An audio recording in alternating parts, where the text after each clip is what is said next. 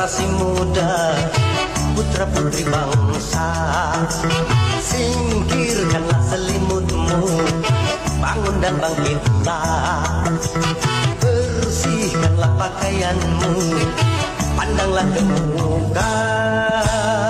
Dekatnya agama ada di pundakmu, masa depan bangsa ada di tanganmu.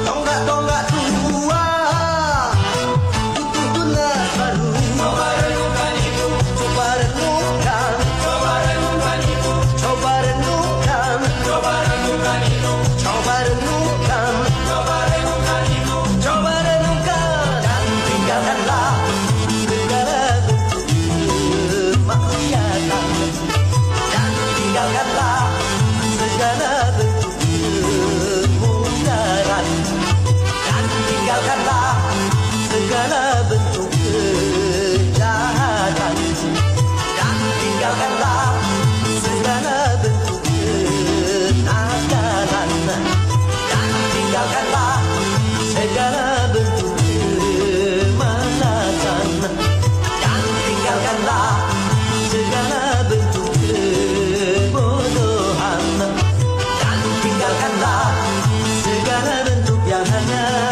merugikan.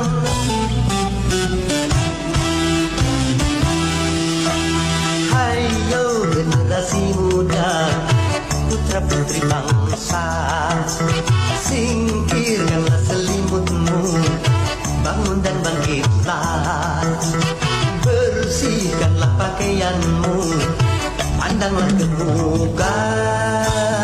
Engkaulah harapan,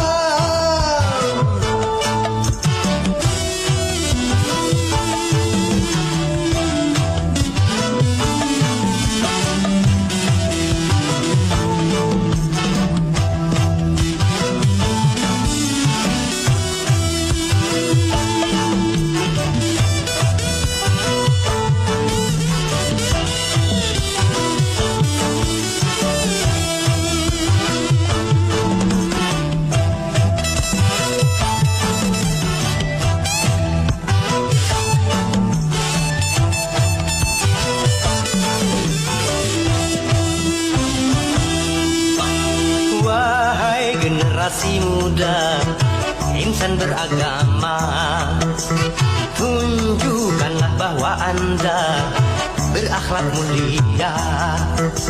Sinarilah wajah bangsa dengan keimanan.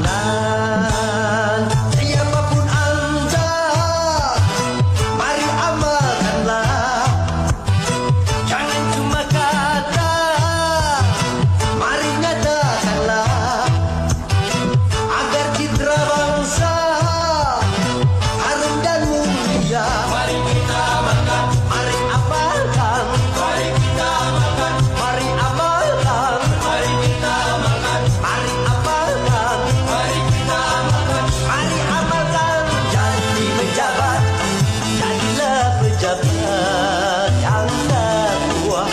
Jadi karyawan, jadilah karyawan yang takwa. Jadi belajar, jadilah pelajar yang takwa. Jadi seniman, jadilah seniman yang takwa. Jadi pedagang, jadilah pedagang yang takwa. Jadi petani, jadilah petani yang takwa. Jadi apapun, jadilah apapun yang selalu bertakwa.